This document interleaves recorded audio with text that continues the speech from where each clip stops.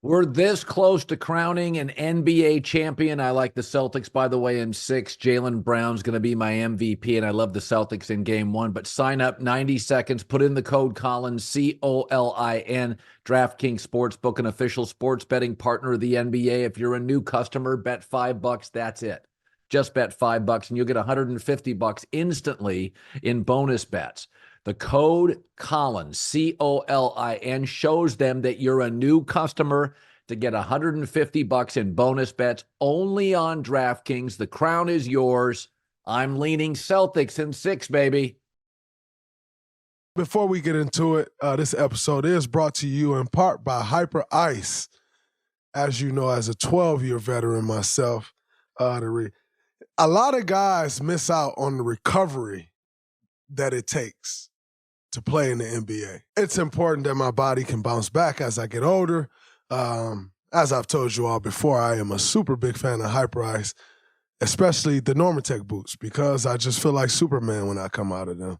And as you all know, or may not know, I'm letting you know, the Normatec Elites are new. They're the best. They've ditched all those extra hoses and the control units from the old model, so you can get on the go. If you need the Normatec Elites, they are great. This one is fully self-contained with a small set of buttons to select your compression level. Super easy to travel with and to get set up after a hard workout, after a game, or if it's for you who's not an athlete, after a hard day of work, or walking around, or chasing the kids around. Because, by the way, as I get older, chasing these kids around, it's tough. And my son calls me old on the daily. So these are for you as well. On top of that, the Normatec Elite packs 4 hours of battery life, which is enough juice to get full leg compression cycles in before games, after games, on the plane, after work, before work, at work. How about that? At work. You saw me podcasting in the Normatec Elites, and I was at work. That is my day job right now, as we have lost, and the finals are going on, and we're not playing. So don't get me started on the tech inside this thing. The Hyper Ice has been pioneering recovery science for years. And the brand new Normatec Elite takes it to another dimension with 7 different compression levels to choose from. As I said before, it's not just for pro athletes, it is for you. Whoever is not a pro athlete, which most of you aren't pro athletes, and it is for you. So shop all your warm-up and recovery needs at hyperice.com. Use code Draymond. For those of you who hate the name Draymond because you hate me, but you watch this podcast because you hate me, I got a gift for you. Use the code Draymond on hyperice.com for 15% off your order today. Exclusions may apply. All right, we're live. What's up, everybody? Welcome back to the Draymond Green Show. Game 3 of the NBA Finals is in the books, and the Dallas Mavericks were not able to come up with a win. And the reason I say it that way is because, there's this whole script writer thing, social media and stuff. And they say, there's a script, and, the script be written, and that's just what it is. And as someone who played in the NBA, I wish I had the script, because Jackson, my producer, who is an avid Boston Celtics fan, has on my rundown, welcome back to the Draymond Green Show. We are here to break down Game 3 of the NBA Finals. The Dallas Mavericks got a big win with Kristaps Porzingis out, and we have ourselves a series. Now, thank God I actually do my work before these things. And quite frankly, I just want to let you Dallas Mavericks fans know he jinxed y'all. He did this on purpose because he is a Boston Celtics fan. 100%. And he jinxed y'all. And so this rundown is wrong. However, we do not have our champs only guest tonight. Big shot. Chance wasn't able to make it. So I do apologize to our audience. We will definitely have Chance on in the future. So we can talk about that, how bad the Warriors would beat the Pistons, the 04 Pistons, that is. But for now, we'll talk a little bit about the game. And quite frankly, if I'm honest, I don't really have much energy to talk about the game. And we'll talk about the legend, the logo, good friend, the great Jerry West passing away, my relationship with him. And yeah, we'll just get into that. But first, the Celtics rode a monster second half on the way to the win. Jaylen Brown really got it going in the win, which put the Celtics up 3-0. I thought, that was a very big half for Jaylen, very big half for the Celtics. But even going back, before we get into that, JT 29, 5, and 6, Jaylen Brown 38 and 8. 24 in the second half. Luka 27, 6 and 6. Kyrie 35, 2 assists, 3 boards. And you will ask the question, is this series over? Yes, this series is over. And quite frankly, you kind of knew this series was over towards the end of the first quarter when the Dallas Mavericks went up 25. I'm sorry, y'all, if I sound all over the place today. My mind really has been all over the place. And I had a lot of stuff on my mind. So if I feel like I'm drifting a little bit, just bear with me because my feelings are very hurt. My heart is very hurt, and I am very bothered today. So just bear with me. Appreciate you all tuning in, and I did not want to not show up at all, but just bear with me here. However, you kind of knew this series was over in the first quarter towards the end when Dallas had a 25-12 lead, and then they did it. And, you give up a dunk at the end of the first quarter. It's tough. You start giving up threes to like Sam Hauser. That's how teams win championships. I always say championships are won 6 through 10, not 1 through 5.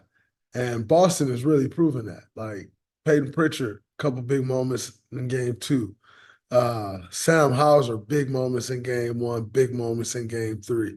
You got other Xavier Tillman tonight. Huge minutes from Xavier Tillman tonight. Defensively, all the energy that he brought to the floor, especially when the Celtics were lacking energy. X kind of went out there and was a stabilizer for them and brought great energy and kind of brought that group forward from an energy standpoint. Going in, you're going in game 3 on the road up 2-0, probably relaxed. And I thought Xavier Tillman did a great job coming in and bringing energy to a team that was struggling. And then also, the reality factor has set in for the Boston Celtics, which is like, when you're watching boxing, boxers come out, they do their thing, they box a little bit. But the first few rounds, most boxers are kind of trying to figure out like their opponent.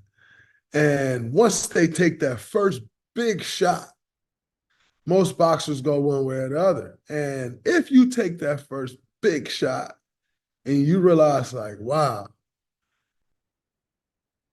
like he can't knock me out, like he can't hurt me. The whole mindset of the boxer that took the other guy's big shot is like, he can't hurt me. I'm pressing forward now. And you could tell that's kind of the mindset of the Boston Celtics. It's like, their big shot can't hurt me. I'm pressing forward now. And every now and then you get laxed in the 7th round and you may get dazed. But, like, this guy can't knock me out. And the boxers usually go on to finish the fight or stop the fight or win the fight. And that's kind of where the Celtics are. They know Dallas's best shot can't knock them out. And so they kind of mess around with the game. They go up, then they relax. They go up, they relax. Come out, relax because they can. And so that's kind of where it is. Needless to say, when it was 30, you looked up and you're the Dallas Mavericks. And after all you've went through, number one, you can't give up that dunk to Jayson Tatum at the end of the quarter. That's crazy. And after all you done went through, you look up, start the second quarter, few seconds in, and you're down 32-31. That's just like a huge, huge body blow. Like you just kind of it knocks the wind out of you because you realize like, damn, like, all right, let's just keep pushing. And now a big, big, big psychological thing is this. So last podcast I mentioned with me and Lou, we was talking about Jordan Poole's shot. And the reality is, if you remember that game, Boston had went on a crazy run in that quarter, and then Jordan Poole hit the shot, and went up 1 point. And the difference in between being up 1 point, or we went up 1 or 2 points, the difference in between being up 1 or 2 or down 1 or 2 is drastic, because if you're up 1 or 2, you go into the huddle and you like, yo, they just gave us their best shot. Like they spent all that energy. They still down. Like, let's go finish the game now. Like, let's make our run. And so just from a confidence standpoint, from a belief standpoint, you're solid. But if you up 1 or down 1 or 2, and we had already lost like a game that we weren't supposed to lose to Boston in that series, if you're down 1 or 2, then you look up and it's like, like we did all of that and we down 1, like we down 2 going to the next quarter. It does something to you. So Dallas going into the half up 1 allowed Dallas to kind of hold on to the false hope of like, yo, fellas, they made their run. We still got the lead. Let's go. However, if you're Boston and you're going into the second half, you going in and you like, yo, you see that? They just gave their best shot. They just gave their best shot, and look at the score. We down 1. Like, come on, let's go close these boys out. And then you come out like Boston and you like go up 20 points. It's kind of the way it goes. They realize that they can't hurt them. And so the series is effectively over. I do think it'll be a sweep, and not because like Dallas will quit. I just think they've shown that Boston don't have enough. And so for all of us out there that kind of thought like Boston was going to trick it off, we're wrong.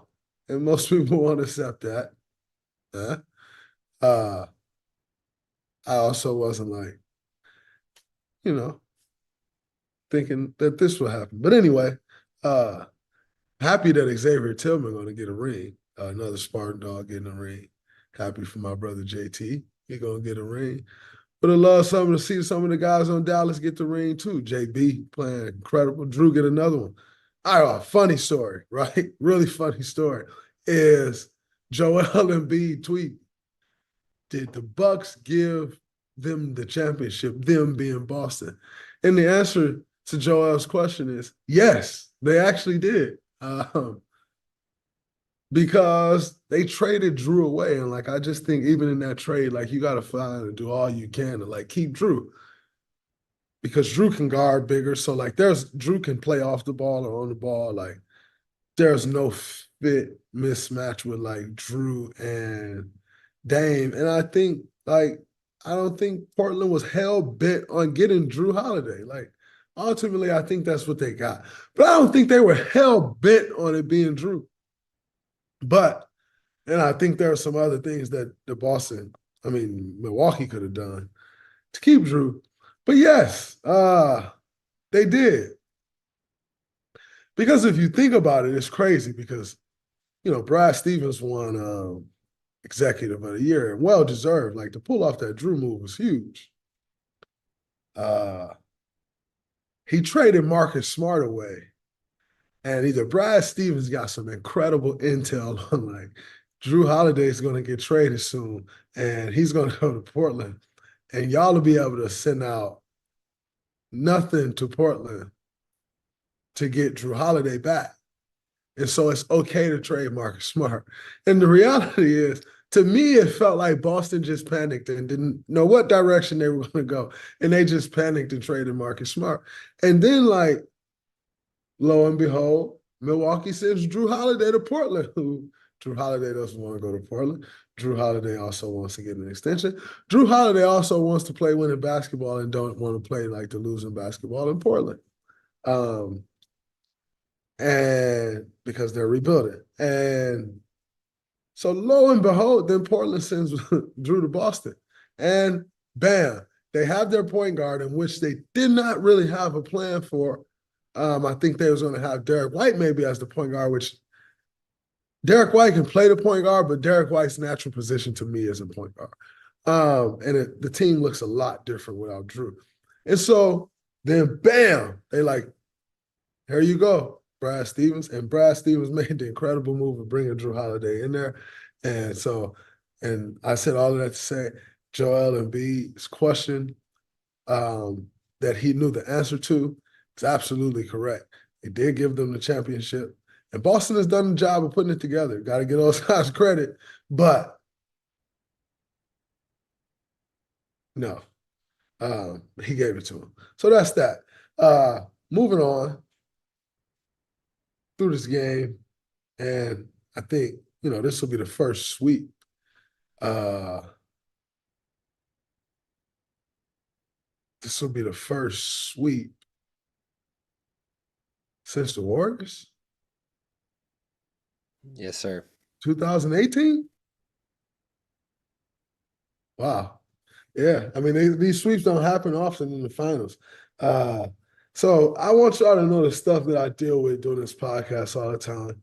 And I always tell you guys about how Jackson is a Celtics fan.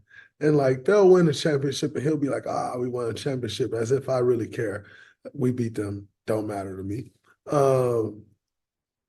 But like the things that he put on these rundowns, like I wish y'all could see them sometime. It says, if the Celtics sweep the Mavericks, where does their season land in terms of the best season of all time? The best of all time. Not necessarily the best team of all time, but the best season of all time. And it's just like, what? Like, if that actually isn't the, like, Jackson, I'm sorry, but this is the type of, like, stuff that be popping up on, like, First Take. It's like, is this the best season of course this is not the best season of all time. Of course it's not. Of course it's not. It's probably, but I've been saying of the 21st century, it's probably like top 5. Oh my God, it's just got more first takers. She said, this is crazy. Wow. I mean, 14-game lead over second place in the East is what he got. Like, the East sucks. We know that. Like, who cares? Like,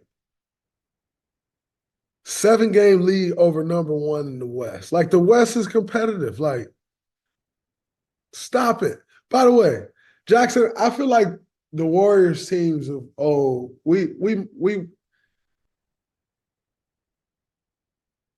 we won one of those seasons by quite a few games. The only problem that we had, though, is like the San Antonio Spurs just always won games. So even when we create like these crazy seasons, you always just have the Spurs floating around at 62 wins. Or 62, yeah. Real casual 62.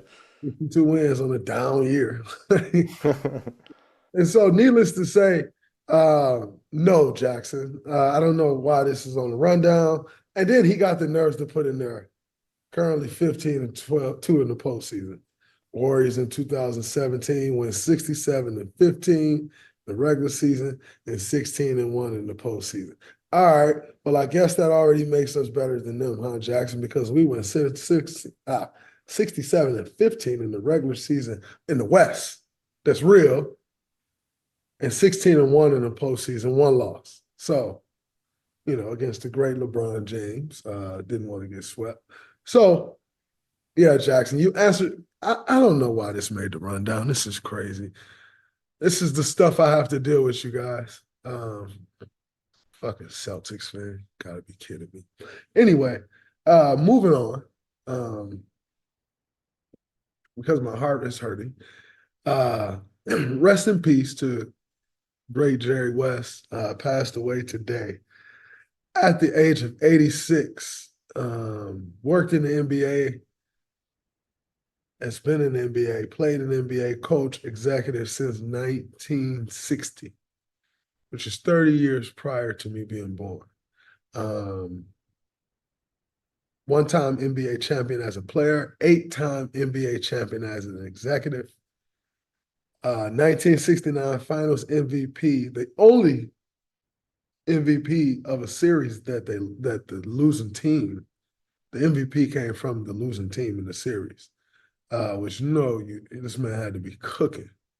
10-time All-NBA first team, 14-time All-Star. Famously said he would quit his job as a consultant for the Warriors if they traded Clay for Kevin Love. I mean, I can definitely believe that because Logo is intense, but I must say I don't remember that being said. But like that's Logo. Like, so I can 100% believe that. One of the most clutch players ever, was a pioneer of the sport. And I had the opportunity to know him personally. And he was such an incredible person, incredible man. And I think, what I appreciated about him most is like you getting the truth, whether you like it or not. Like you getting the truth. And he always, like, I think, he was a big supporter of me, and I've always been appreciative of that. And yet he was also extremely critical of me. And he'd voice that support to others, and he'd be critical of me to others. And he voiced that support to me, and he'd be critical of me to me. And I always appreciated it because, number one, to have a conversation with the Logo, like, to ever even have that conversation was always special to me. Like, that's the guy we grew up, like, that's the Logo. Like, it's self-explanatory. Like, we all see it. Like, we all know the badge. Like, that's the Logo. Like, and so, number one, just to have a conversation. But number two, to be willing to support me, to coach me up in a sense, to give me advice, to stand up for me. I would always, and to give his love to me, I'll always be appreciative of that. I mean, he was, to have him around the Warriors organization, the time that we had him, like you could feel his voice. You could always feel his presence. Like his presence in that organization was huge. His tutelage. Like anytime you can have one of the best ever around, like the things that you just pick up, the knowledge that you pick up, the weight that his voice carried, I think it was a huge help to everybody. Like it was one of the reasons that we had the success that we had. Obviously, Bob being as great as Bob was, and our ownership group, like, but having Logo around was huge because you get all that expertise, and from evaluating talent, from a draft from a draft perspective, free agent perspective, building a team perspective, like to just have that type of knowledge around was huge. And to have his demeanor around, like he took no shit from anybody. And he'd tell you in a heartbeat, like, oh, y'all some idiots. Like, you guys don't know, okay? And he just keeps saying, okay. And like someone that holds you responsible the way he did, like you can't replace those people in your life. Like those people, they're invaluable. And so I'm extremely appreciative of my relationship with Logo, the times we've shared, sharing one of your sons with me. Johnny was a great, great, great friend of mine. Me and Johnny have been with the Warriors for about the same amount of time. We've grown up in our professional lives in that organization together. And I know, A, how much Johnny hurts and Ryan, Miss Karen, send my love to them as I know them extremely well personally. And then obviously to the other fellas, I send my love to all of them. But Johnny in particular, like I said, we've been through some incredibly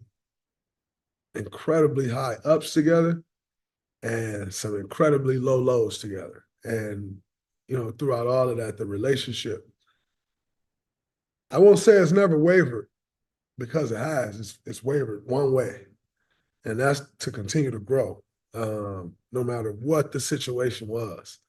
To have someone like Johnny in an organization uh, these organizations, this is some of the top businesses in the world. Like these organizations can be tricky to navigate, and to have someone like Johnny who's understood it from childhood and growing up in it as a friend to help you understand it, and to always keep it professional and know like I have a job to do, but there are some things that I can help you navigate just as a friend, because I've seen X, Y, and Z for so long. And, I had the opportunity to play in arguably the best organization in the NBA. So it's not anything to navigate from the standpoint of like, oh, you're navigating your way through bullshit, because that's not the organization I've been in. But how to grow, how to grow and remain true to yourself, how to navigate certain conversations with certain people that you may need to have a conversation with, how to approach different things, like has always been that one of those people that I could turn to and speak to. And because of his expertise, although right around the same age, because of his expertise, because of his experience around it, can give you a great answer from front office executive perspective through the lens of a friend. Like it's just been incredible to me. And to see him go, like I know how close that bond was. And to see Johnny go through what he's going through, it breaks my heart.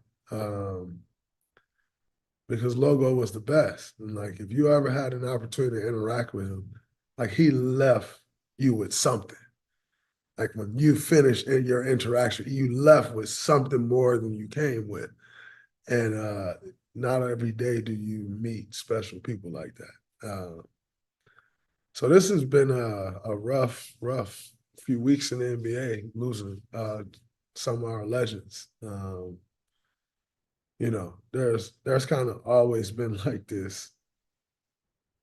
Not always, but like at times, you could feel like, oh man, some of the older guys don't support us the way like we would want them to support us, like that you would hope they support us.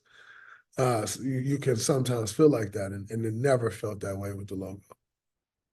Like I said, he'd be extremely critical of you, but it came from a place of like wanting you to do better. It came from a place of caring, and so just to have those experiences with him that I was able to have, I'm honored, and I cherished him because I left with something better than I arrived with.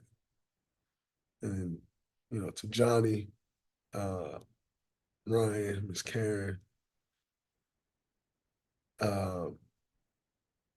like I said, who I know extremely well personally, like I sent my love. As